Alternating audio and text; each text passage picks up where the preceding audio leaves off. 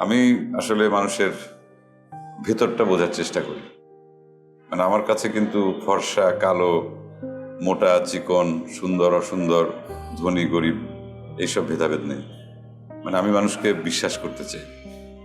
আমিও না আপনার মতো মানুষকে খুব বিশ্বাস করি, কিন্তু যাকে বেশি বিশ্বাস করি সেই ঠকিয়ে চলে যায়। না, সবসময় আসলে সেটা হয় না। মানুষ তো পরিস্থিতির কারণে অনেক কিছুই করে। তবে আপনার সঙ্গে আমি কথা বলে যেটা বুঝতে পারলাম, আপনি খুব মানে আসলে আপনি খুব ভালো মনের মানুষ। তবুও তো দেখা করতে চাইছেন না। খাঁটি চন্দন, ময়শ্চারাইজার, জ্যাসমিন ও গোলাপের সৌরভে স্যান্ডেলিনা সো, রূপচর্চায় আভিজাত্য। কেন, ওই যে বললাম, আপনি বললেই চলে আসবো। ভালো ভালো সুন্দর সুন্দর রান্না করবেন, খাওয়াবেন, আমি চলে আসবো। সত্যি আসবেন? হ্যাঁ, আমি খাবার খেতে খুব পছন্দ করি।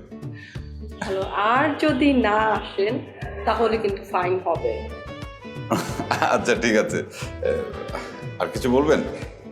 সাবধানে যাবেন, গিয়ে একটু ফোন করবেন। আচ্ছা, ঠিক আছে, আসছি। আবার সুন্দর সুন্দর খাবার খেতে আসবো। হ্যাঁ, ঠিক আছে, বাই বাই, আসবেন। টাটা। শুনেছো তোমার মেয়ের কথা? হ্যাঁ, আরে ওই ছেলেটা একটা ফ্রড। প্যারিস, ফ্রান্স এগুলো সব ভুয়া কথা বলেছিল তোকে। আরে ধরা পড়ে যাবে সেই ভয়েতে এখন মোবাইল বন্ধ করে রেখেছে। বুঝিস না কেন তুই? মা, এভাবে কাউকে অবিশ্বাস করা পাপ। হয়তো কোনো বিপদে পড়েছে, এমনও তো হতে পারে। আরে বিপদে তো পড়েছি আমরা তোকে নিয়ে। এই শোনো, তুমি না তোমার মেয়েকে বলে দাও ওই রফিকের কথা যেন আর একবারও মুখ দিয়ে উচ্চারণ না করে, তাহলে কিন্তু খারাপ হয়ে যাবে বলে দিলাম।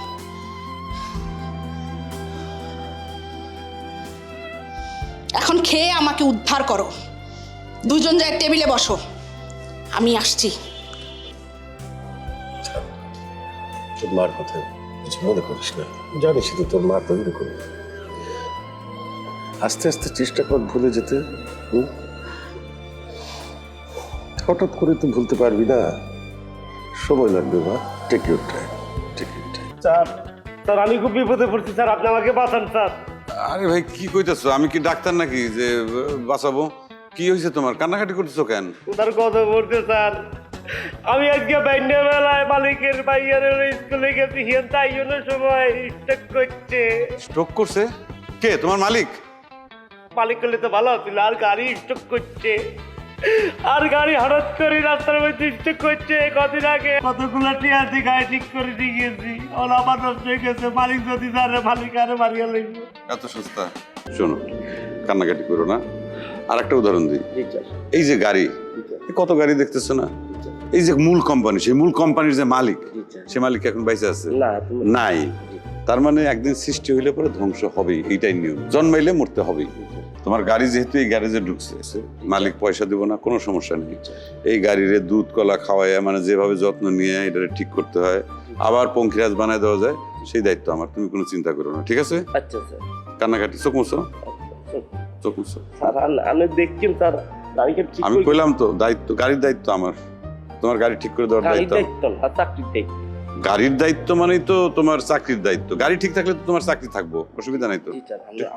না না, বারবার হাত দেবো না। তোমার হাত দিলে পরে তুমি যাও, যাও যাও।